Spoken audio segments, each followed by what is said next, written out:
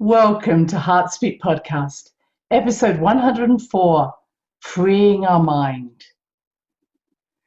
Well, I've just come back from a fabulous trip to the UK that worked out brilliantly. I was a little bit concerned about all the rules and regulations, but I did everything that was required of me, enjoyed meeting up with my family and friends after my social isolation, being with my friend during it, and I then went on and did a wonderful workshop in Hawkwood, which is in Stroud in Gloucestershire. And my friend and I were driving there and we drove past Stonehenge and I was in tears. It was a sense of coming home, not only to my homeland, but also to the richness of a sacred site, a richness of history, true history. And that sense of the stones marking the passage of time, and that have many different ways we've looked at them and discovered them. And just standing there tall on the Salisbury Plain just made my heart sing. And then I went on to Glastonbury, another of my favorite places. And as I'm driving into Glastonbury, I'm seeing the great Tor, the hill, or yes, it is a hill, with the small tower on the top of it, which is an interdimensional portal on the top. And when you see it from afar, again, that sense of something that is ancient, something that has been there for humans for thousands of years and exists for us to find ourselves, to remember who we are. There is indeed a beautiful three-dimensional labyrinth on the Tor itself when you climb it. I didn't have time to climb it this time, but I watched other people climb and experience that letting go that occurs when you start at the bottom of a hill, pass up through all the chakras, and you experience yourself coming home as you reach the top. But of course, that's only half the journey. It's like the full moon today. The full moon is a representation of that celebration. We made it! But that's only half of the moon cycle. Then there's the waning moon, where we go down inside this hill, inside this Tor, and we find those parts of ourselves that we are truly celebrating. What did we learn? How did we grow? What is it that has enriched us because of our experiences? And I suggest, if you don't do this, it's a wonderful thing to do every month, to really be aligned to the celebrations of your life, whether it's just for this month or the last 6 months, because sometimes we forget to celebrate. We're on to the next thing, or we're worrying about the future. That celebration is a time of harvest festival, a time of eating the fruits of our endeavors. So as you're listening to me, just to be reminding yourself is, what am I celebrating? Whether you're in the springtime because you're in the southern hemisphere, or because you're in the fall and the autumn here in the northern hemisphere. It's a wonderful time to remember to celebrate ourselves and to celebrate the courage it's taken to get to where we are. Sometimes our greatest soul endeavors are ones which were challenges for us, but us individually. Nobody else maybe have seen it as a challenge. So asking ourselves, what are those aspects, or what are 3 things that you would be proud about? If you passed over today, if you died today, what would be the 3 things you said, I did it? And you don't need to pass over to be able to say that. It's a wonderful way of just keeping your family. Maybe every month you come together as a family and you say, what are we celebrating this month? So I was celebrating being back in the UK, being back in the beautiful rolling hills of England. And I didn't get the chance to go to Wales and Scotland, but it continues into these wonderful countries, including Ireland, which I love as well, that make up my homeland. And the idea that these hills, these fields have been there, these hedgerows have been there for thousands of years, these small groups of trees. And it's that honoring of the land, it's the honoring of the cycles that frees our mind. This is why I wanted to talk about this today. Our minds are often lost in, as I say, the past, the future. What am I going to do? What's going to happen? But when we watch the cycles, as we've done during this podcast, the cycles of the moon, the cycles of seasons, the cycles of just our day, watching the sunrise, the sunset, we recognize that those cycles are within us. And that sometimes we worry, if I may say, unnecessarily, because once we're in the flow, we know that we will go through times of great creativity and times of having to let things go. And it's that frees our mind up from all the thinking, because this is going to happen, the seasons of our life. And then I was privileged to meet up with some wonderful women. They were all women in this group who had all traveled from around the UK to be with me. And we had been sending many emails over the last few weeks saying, I'm coming, you know, are you okay? Because the restrictions, the rules around COVID were changing literally almost hourly from different parts of the country. And yet their determination to live in the freedom of what they could do, again, some couldn't travel, but to be able to say, this matters to me, this really matters to me to come. And there were others who couldn't make that journey, and again, they listened to what matters for them. But to be amongst people physically in a lovely centre where we were looked after so well by the staff of Hawkwood, I realized how important that personal connection is. Yes, that we had hugs. Yes, we had abilities to be able to share. But most of all, the sharing was around the laughter, the tears, the stories. And you can't do that on a Zoom as easily. And there's that physical presence, that enjoyment of eating together, of being able to be out in nature together, to sitting together, to listening together. It's something that is so rich that I hope that each of you is getting the chance to do this, whether it's in a very small group or in a larger group, again, honoring the restrictions that you're living with. Because this is what it means to be human. And as I was listening to stories being told, stories that were sometimes very personal, but also a little bit self-effacing, when we were laughing at ourselves. Because when we laugh at ourselves, people often laugh with us because they can see exactly what they're going through is what we're going through, and vice versa. That ability to have that type of exchange where it's almost that words aren't so necessary. It's in the eyes, it's in the mouth, it's in the laughter, it's in the gestures. We need that. We need those connections that are so unique to our humanness. So that enriched my soul, and to hear people's stories and to sit with people and to, as I say, eat, even if we were social distancing, just to be amongst food, amongst those aspects of what makes us human, what makes us a society, what makes us come together. And as I was listening to these wonderful women, all of whom were, I will say, slightly more creative than I am, my creativity comes through my talking, my writing, but they were talking about their recipes, their cooking, the way in which their emotions get caught up in their cooking, their sewing, their gardening. And I thought, wow, this is how we live. These aspects of creativity are essential for our soul. And many of them were talking about how they were sharing recipes or sharing how to do a certain cooking and how they felt for certain cooking, and or how they were sewing together and creating uniforms for first line workers. And I thought, this isn't just, oh, let's get together and make a mask or make masks or make uniforms. This is what makes us. This is quilting. This is when I watch the great quilts or the great flags being made. It's about how do we come together. I remember beautiful tiles being made, and again, it wasn't necessarily that the artists were, that you were an artist, but we created tiles and we put them in our hospital for the children, so they could see all the different images of how children and parents had come through a child's illness.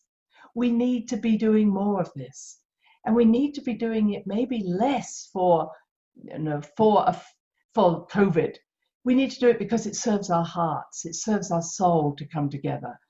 How do we contribute to our community, lifting spirits in a joyful way? That's our future. And I hope that you will find ways of doing that, in ways that we might be isolated, but we can still sew, or we can still knit. And together we can send our knitting or sewing in together and create something beautiful. Those times are so essential. And there's something so magical about the creativity with the imagination, the free imagination that frees our mind to what is it you want to put on your square of sewing, or in your recipe, or on your tile. It's not about necessarily following a pattern. It's being creatively free to express ourselves. And I'm encouraging any of you, whether it's a song, a poem, a dance, how do we interface across the world? Because your song touches me, your dance, your music. And if we can get together to do that, all the better. Because it's about not following someone else's lead. It's following that from within ourselves and then bringing our uniqueness together. This is our future, unity through the acceptance of diversity. So let us bring our diversities together. And so I was enriched by this experience, and I thank everybody who joined me there, and I have future events. We were working with opening the portals of the heart, recognizing that portals, which are doorways, exist in so many of areas of our life, and that they lead us into other dimensions, other parts of ourselves. We can call them those different words. But they're not something you necessarily need to plan. How am I going to do this? These doorways are occurring every minute in our life. We breathe in 18 times a minute. We breathe out 18 times a minute. And a doorway is not just a door which you pass through into another room. When we did the meditation where we had the bridge between the doors, this is the truth of a true doorway. There is an in, there is a passage or a waiting time, and there's an out. And it's that ability to be in that passageway, to be on the bridge, to be in that no thing space is the most powerful place to be. So I now just want to go on and talk about how we free our mind almost every minute. And it's a three-way process. Now, many of you are passing or following my 3-day process for the new moon or around your period. You can do this if you're a man or woman. You can take the new moon as the 3 days of the dark moon. And those 3 phases are what happens in our breath. Okay? So we have the out breath. We have the first day of the dark moon, which is this time when we release, which I would say is the same time as our out breath. Right? Breathing out is not just about exchange of breath or oxygen or carbon dioxide. It's about letting go. And I've recognized in myself, and I've recognized in all you wonderful people I've met and those I met at these last few days, is how COVID, how the virus, the last 6 months, has in many ways locked us down from so many things we thought we needed to do or we thought we had to do, and put us in a place of saying, what is essentially important to me? And what I heard from many of these wonderful people on my workshop, and I've heard otherwise, many times we're locked down with family or even partners or alone or with our pets, and we recognize actually what is essential to me in my relationship. And for many who maybe have been locked down with a few people, honesty has become a feature. What frees our mind is honest communication. Not allowing things to fester, not allowing things to continue in a way that it just weighs us down. So I'm hearing that a lot of us have found an honesty during this time. And through the honesty, things change. When we don't share what we feel, they don't change. And at the same time, when we share in an honest way, we're letting go of expectations. We're not saying, this needs to happen for me to actually feel that you love me. It's saying, I'm going to be honest. This is what I need in this relationship. Can you meet these needs? It's a letting go of expectations, letting go of judgments, but also letting go of the deep rumbling, maybe resentments, rejections. Oh, no, nobody will ever listen to me, or this is the way. We need to free our minds, our hearts, our souls of all this old patterning that is holding us back from being able to literally enter that place of nothingness. You see, if we keep carrying those same beliefs, even when we go to that great cookie shop with all the opportunities, we'll only look for the same situation. The same cookie, the chocolate chip cookie. So when we say to ourselves, why does this keep happening to me? This is a pattern of mine. That's when we need to say, whoops, that's interesting. I am not freeing myself of this pattern because I actually hold on to it as a means of defining myself. So being honest frees us, but it also says, if I'm honest and things change, I can no longer say, this is what defines me. In other words, maybe you're having a different relationship with your children. Maybe you're having a different relationship with your friends. But when we say, I want an honest relationship, we're also saying, I want one that's authentic. I want one where the roles may change. And can I cope with having a different type of relationship with someone else? Is this making sense? So what will free our mind is the willingness to accept, not the fact that, oh, well, I'll get rid of something, but that we're getting free to have different experiences. This is a time of experience and freedom. Why do we hold on to old patterns, old beliefs, old relationships? Because we're scared that if we let go of those, there's not going to be anything else. Maybe I won't have a job. Maybe I won't have a marriage. Maybe I won't. Well, that's a possibility. But is it better to be in a relationship that's authentic, real, and honest and loving? Or is it better to hold on to something that may not be nurturing us, not be pleasurable, but at least I have it? And this is very relevant on a Libra full moon. Libra has a tendency to hold on to things longer than need be, just to have a relationship. So I'm suggesting to us all, having that courage to say, I'm willing to let go of every identity, every way in which I interact with people in order to create new relationships, new types of relationships. That's that out breath, that first day. That makes sense? And it may be you're looking at your work with the same way. Some have been unfortunately made redundant, but it's also giving opportunities to say, okay, maybe that job was defining me in a way that wasn't true to me. Maybe I wasn't enjoying it. And you might say, well, jobs aren't to be enjoyed. They are. Because a job isn't a job. Yes, it makes money, but it actually is there for us to find ourselves. So in our jobs, there should always be that part of us that says, what is the new me that I'm discovering in this job? How am I learning? How am I growing? Not what am I doing for other people?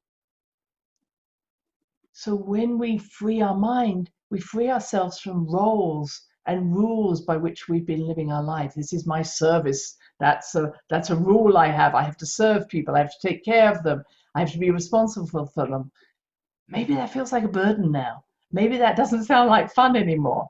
And then you say, well, we're not supposed to have fun. Okay, there's another belief system you have. So are we living in a world where we have a freedom to make different choices. So on this out breath, on this first day, it's not we're letting go of everything, never to take it up again, but we let go enough to say, can I be in the center of my being and recognize that there is choice for me?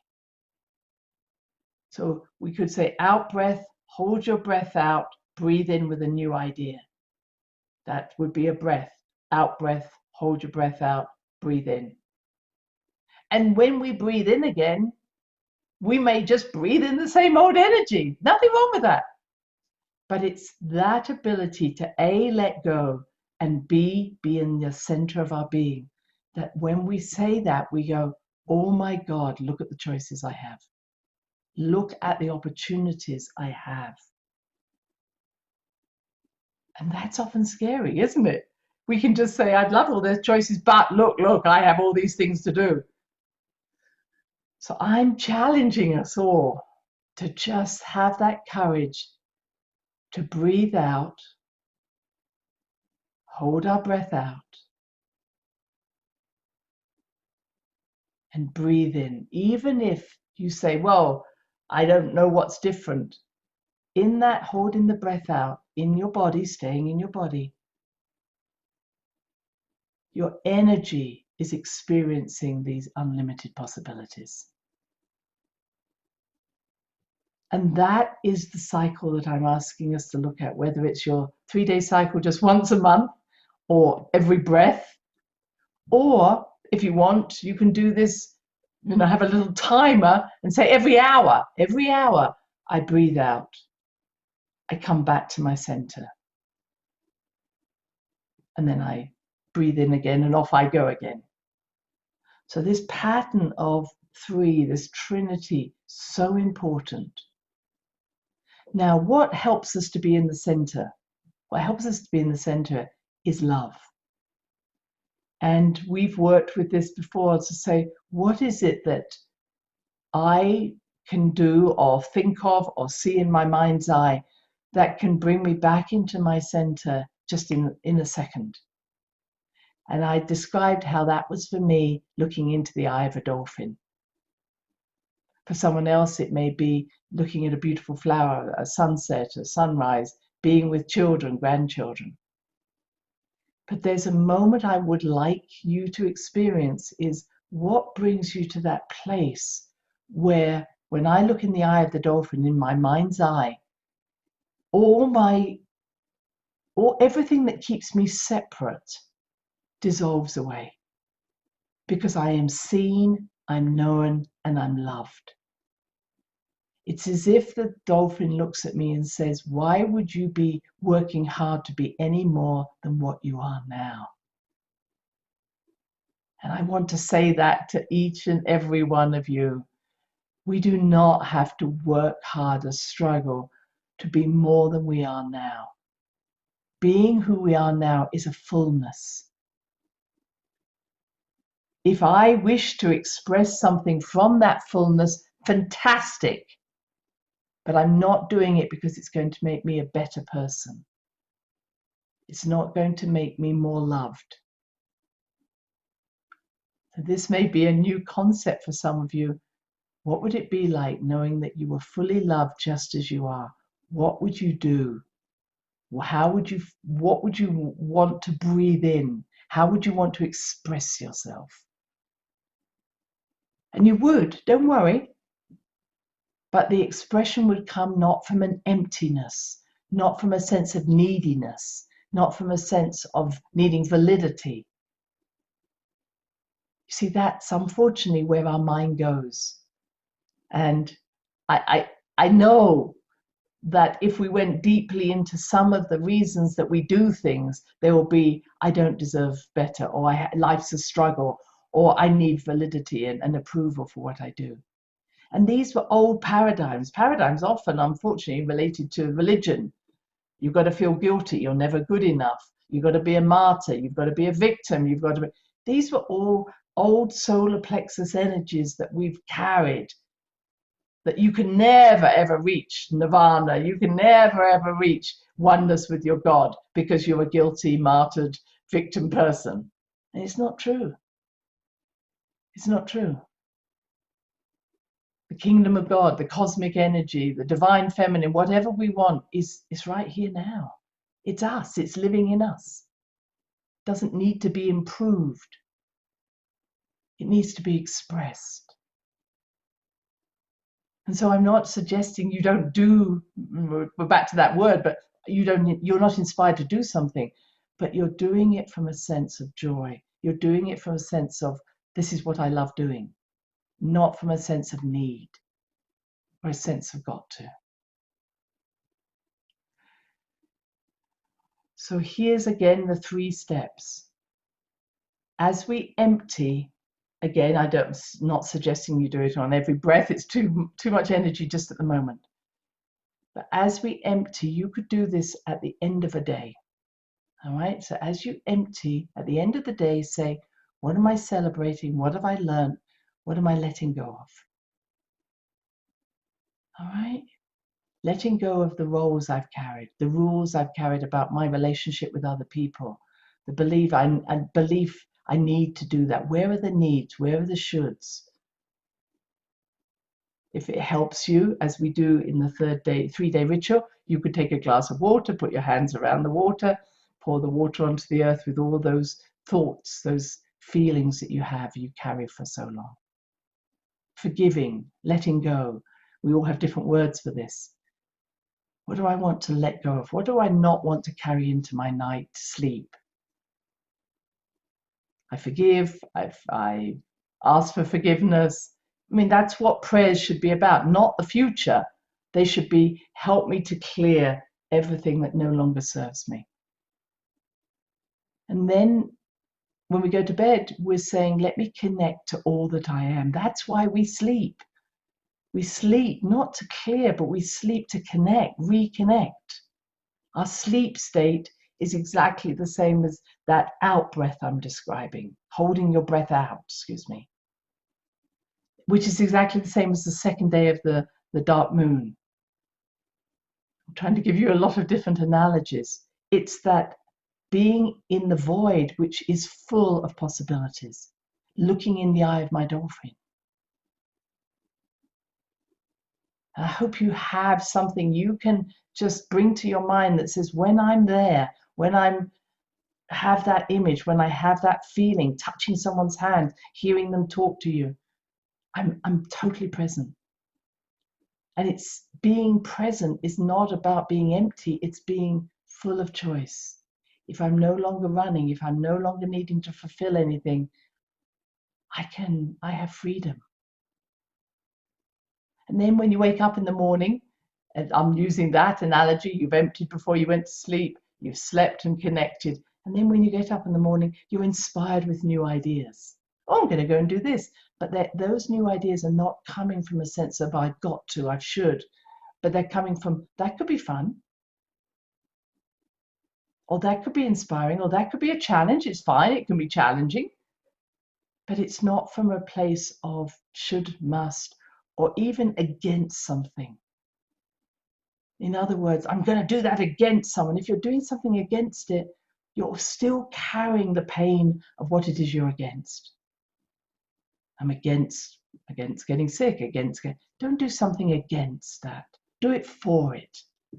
I'm going to take some vitamins because I'm going to feel better when I take them. I'm going to go for a run because I just love running and it makes me feel alive. Not I should run because otherwise I'll get sick. It's never a good reason. So I hope I've given you a guidance. I suggest you try this before you go to bed at night, then you have that 3 parts of that, or you can do it every hour. I let go of all my expectations. I breathe out, I hold my breath out, then I breathe in. And if you're really clever, you do it 18 times a minute with your breath. But recognize that's why we have the breath. We have the breath to be able to breathe out, hold, breathe in.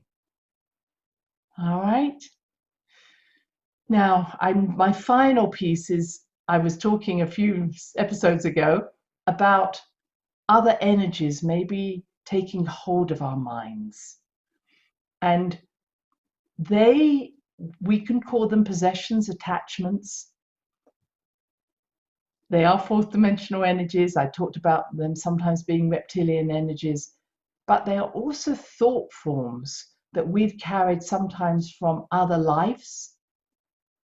And those thought forms may be belonging to someone else. In other words, I mentioned about making a contract with someone that they would help you with your needs as long as you connected to them. But we also carry our own thought forms. And we then can say, well, that thought form came from my mother or my father or my ancestors. In other words, that was their thinking. But the fact of the matter is that we only carry a thought form because it's already in us. In other words, we carry that thought from maybe other lives or within us deep inside. And we literally attract into our life either people who resonate with that thought form or energies from the collective unconscious that do. And that's what I know happens. For instance, if I feel that I'm not good enough and I'm always thinking about that, there's literally a thought form that's in the collective unconscious that will say, I'll help you to feel better about yourself. But it comes with a commitment to not let me go. So the more we feel down on ourselves, it's not usually when we feel good about ourselves, but when we're saying, I'm only good if I can do something useful, I can only do something, or something, I'm pulling in energy from outside me to feel good about myself, we tend to then get attachments, which could be personal. In other words, as I say, they could be a contract with another soul, or it could be from a family, but more often it's just a thought form. And it can cause us to lose our way. So the more focused I am on whatever, beating up on myself or not feeling good enough about myself, this energy will override this centering that I've been talking about. We can get distracted and we'll say, why am I not going along with the things that I enjoy? It's because that energy has a greater hold than allowing us to enjoy ourselves. So we may well say, okay, I want to get rid of that energy. And the way I'm suggesting you get rid of that energy is not by going after it, but by centering yourself, be it by doing what I'm suggesting, which is every hour, come back to your center. Empty yourself. Empty your mind, empty your thoughts, empty your need for knowing about the future or the past. Come back into your center, into the now. And that literally starts to disintegrate the attachments you've had. So my suggestion is not necessarily going and looking for that attachment, because the more time we spend looking for it, the more energy we're giving. I'm saying, let go, bring us back to the center, be in your center, and you'll find you spend less time in the future and the past. So, my dear friends, I hope this is helping you in a way of freeing our minds. Our minds are extremely active, of course. I could say your center is in your heart, coming back to your heart. But our minds are very tricky. And sometimes they are like little gremlins that we try and chase them, we can't find them. Or they're like slippery eels, as I sometimes say. I'm suggesting, rather than looking for them, expose them by coming into your center, coming into your heart. Because every time you come in the present, you come into the now, you not only see an ocean of possibilities awaiting you, but you also show up the parts of you that are not willing to play that game that are still trying to distract you. And you're saying, I'm not willing to play that game anymore. And I hope that globally, the more we come into our center, the more we stay present, the more those things that are being done on a global level that are beneath the surface, that are influencing our minds on a subconscious or subliminal level, are exposed. And I can tell you, the more you come into your center and live from that place, the less time and energy you'll give to those thoughts. And those thoughts are working on a really low frequency, my friends. So the more you come into your center, the more you're opening your frequency, expanding your frequency to say, I'm not giving time for that anymore. There we go, my friends. Love and blessings to you all. And wherever you are, enjoy this time, because we are truly going into the time where we are freeing our minds and living from our hearts. Love to you all now. Bye-bye. Thanks for listening to the HeartSpeak podcast with Dr. Christine Page. Please check out all HeartSpeak episodes in the podcast archive section on www.christinepage.com. HeartSpeak is also available on iTunes, Spotify, Google Podcasts, Sticher Radio, and now playing on iHeart Radio. You can also watch the archive podcasts on YouTube. Connect with Christine on Instagram, LinkedIn, and Facebook, including her newest Facebook group, The Great Mother Calling. Do share with family, friends, colleagues. Join us next time for another edition of HeartSpeak.